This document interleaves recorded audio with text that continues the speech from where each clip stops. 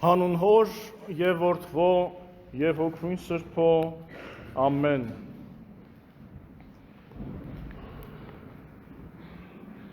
Երբ ճաշ կամ ընթրիք ես տալիս, մի կանչիր ոչ քո բարեկամներին, ոչ քո եղբայրներին, ոչ քո ազգականներին եւ ոչ էլ քո հարուստ հարևաններին, որպեսզի նրանք էլ փոխարենը քեզ չհրավիրեն եւ քեզ հատուցում չլինի։ Գերաշնորհ Սրբազան հայր, սիրելի քույրեր եւ եղբայրներ, այսօրվա ավետարանական հատվածը վերցված է Ղուկասի ավետարանից, որտեղ նկարագրվում է, թե ինչպես է Տեր Հիսուս հյուր լինում փարիսեցիներից մեկի տանը։ Այդ ընթացքում նրան մոտեցնում են ջրգողով հիվանդ մի կնոջ, մի մարդու, որին բժշկում է շաբաթօրով։ Այնուհետև Տերը խոսում է այն մասին, թե ինչպես պետք է վարվել, երբ որ խնջույք ենք հրավիրված լինում, որ առաջին տեղերը չզբաղեցնենք, որպեսզի չլինի թե այնպես, որ տան Տերը խնդրի ելնել մեր տեղից եւ սեղանի ավելի ներքևի մասում նստել։ Արևելքում ընդհանրապես ընդունված էր, երբ որ խնջույք էր հրավիրվում, պատվավոր հյուրերը նստում էին տան տիրոջ կողքը եւ մեզ մոտել, մինչեւ վերջերս ամենայն դեպս այդպիսի սովորույթ կար։ Եվ Տեր Հիսուս ասում է, որ սեղան նստելիս զգույշ լինենք, մենք մեզ չբարձրացնենք, որովհետև ասում է նա, ով ինքն իրեն բարձրացնում է, պիտի խոնարհվի, եւ նա, ով ինքն իրեն խոնարհեցնում է, պիտի բարձրանա։ Եվ Տեր Հիսուս իրեն հրավիրողին, որ խնջույք է կազմակերպել, ասում է, որ այսուհետ չկանչի նրանց, ովքեր որ կարող են իրեն հատուցել, այլ նրանց, ովքեր որևէ կերպ նրան հատուցելու բան չունեն։ Եվ ասում է կլինես երանելի, որովհետև դրա փոխարեն քեզ պիտի հատուցվի երկնքի արքայության մեջ, հարության օրը, երբ որ արդարները պետք է կանգնեն Տիրոջ առաջ։ Այս զրույցի ընթացքում սեղանակիցներից մեկը կարելի է ասել ընդհանուր բնույթի մի արտահայտություն է թույլ տալիս իրեն, որի տակ կարելի է հասկանալ ինչ լավ է, որ մենք նստած ենք այստեղ միասին։ Եվ ասում է երանի նրան, որ ով ճաշ կուտի Աստծո արքայության մեջ։ Այս ընկալումը կար հին աշխարհում եւ մանավանդ հրեական միջավայրում Աստծո արքայությունը համեմատվում էր ճոխ սեղանի շուրջ խնջույքի հետ։ Եվ արքայության մեջ Աստծո ներկայությունը վայելելու այդ հանգամանքը իսրայելացիները տեսնում էին մեծ սեղանի շուրջ համախմբման մեջ։ Եվ Տեր Հիսուս ասում է նրան. մի մարդ ընթրիք սարքեց եւ հրավիրեց շատերին։ Եվ ընթրիքի ժամին ծառային ուղարկեց կանչելու հրավիրվածներին, թե եկեք, որովհետև ահա ամեն ինչ պատրաստ է։ Սովորաբար, երբ որ հին աշխարհում որևէ ընթրիք կամ խնջույք էր կազմակերպվում, հրավերը նախապես էր ուղարկվում եւ պատասխանն էլ նախապես էր ստացվում եւ ըստ այդմ կազմակերպվում էր։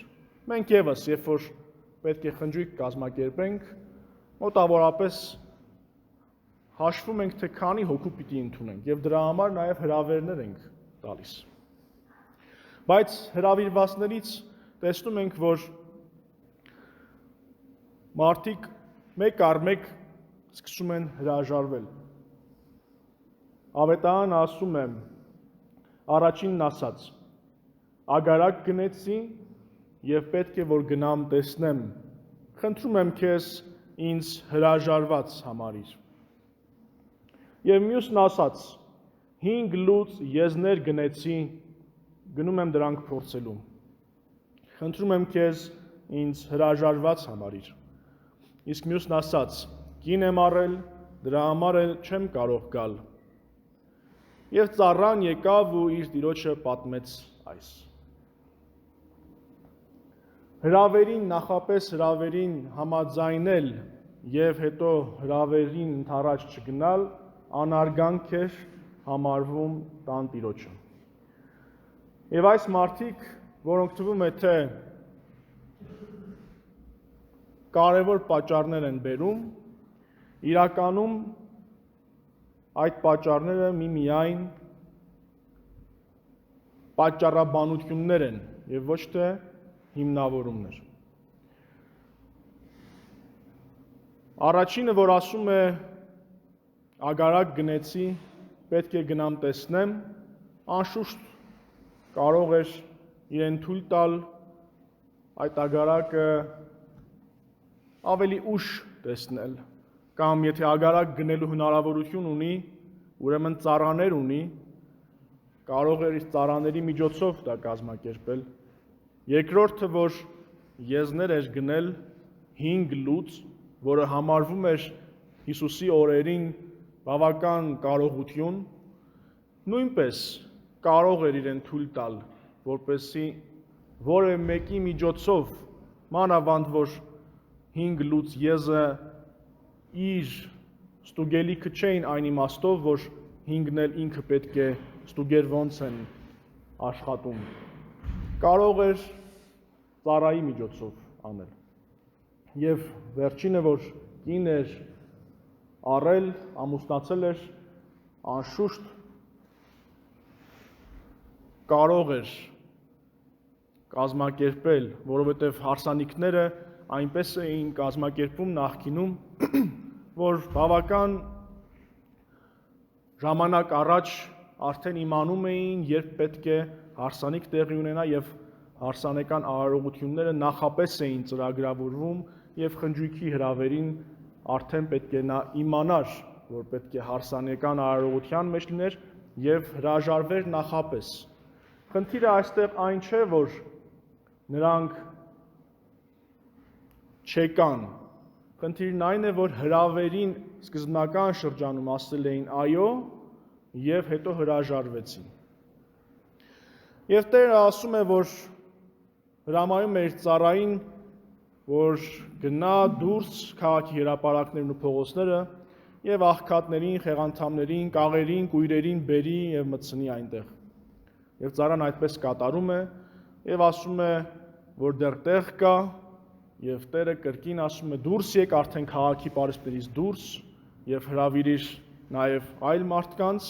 որպեսզի տունը լցվի։ Եվ վերջում տանտերը ասում է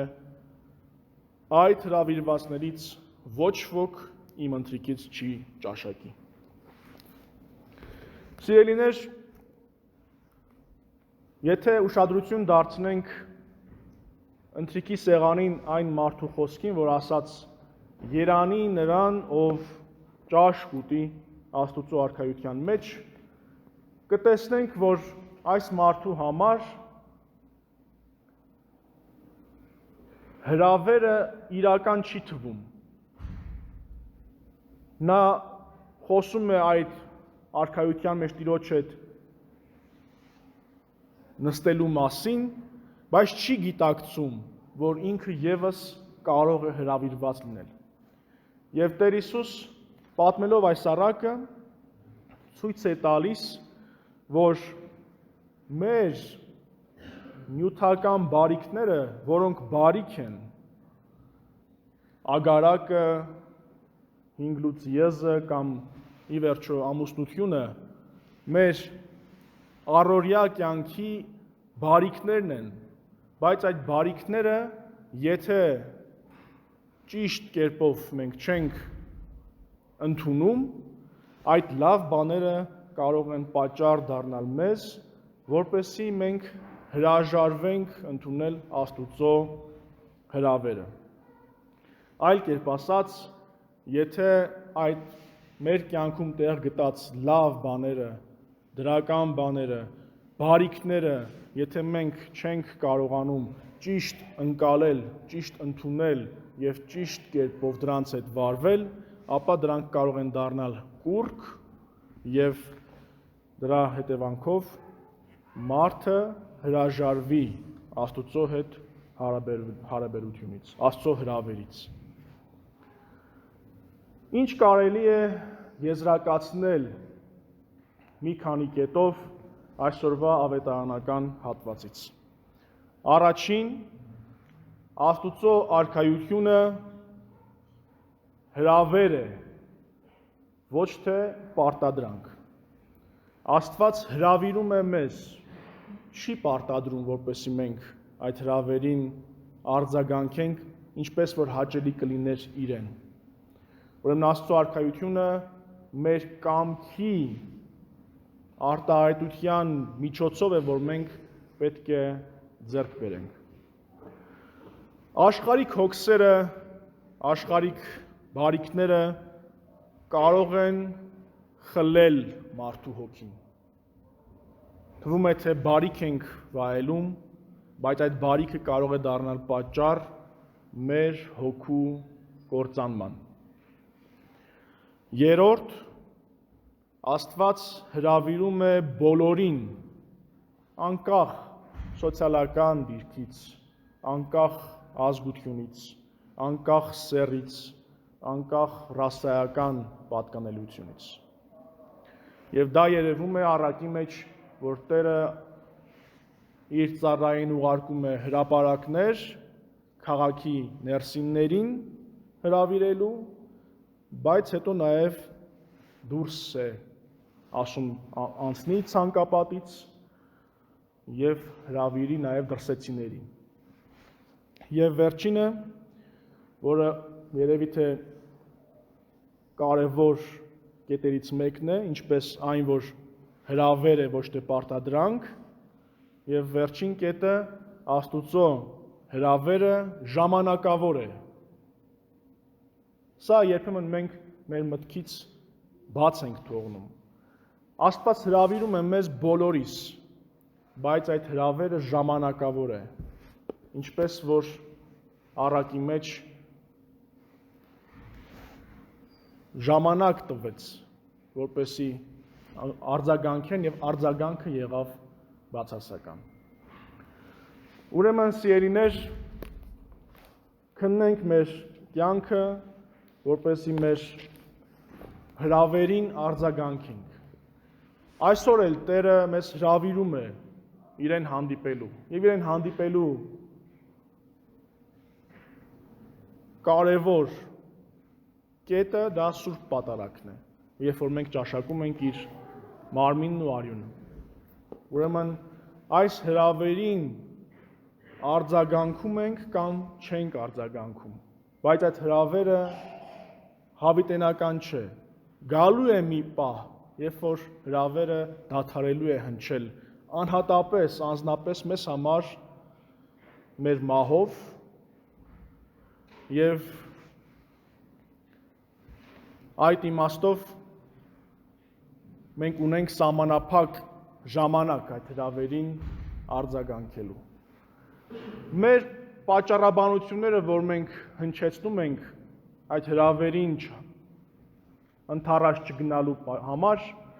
նման են այն մարդկանց պատճառաբանություններին, որոնք որ ավետարանում հնչեցրեցին։ Մենք տարբեր պատճառներ, հազարավոր պատճառներ կարող ենք բերել, թե ինչու մենք չենք գալիս Տիրոջը միանալու։ Եվ այդ հազարավոր պատճառները պիտի լինեն առ ոչինչ, որովհետև այդ պատճառաբանությունները մեզ հեռու են պահում կյանքի աղբյուրից։ Եվ եթե մենք մեզ զրկում ենք կյանքի աղբյուրից, ապա եւ պիտի կրենք հետևանքը, ինչպես որ Տերն էլ ասում է, որ այդ հրավիրվածներից ոչ ոք իմ ընթրիքից չի ճաշակի։ Մեր Տիրոջ Հիսուս Քրիստոսի սերը, Հայր Աստուծո շնորհը եւ Սուրբ Հոգու հաղորդությունը լինի ամենքիս հետ Ամեն։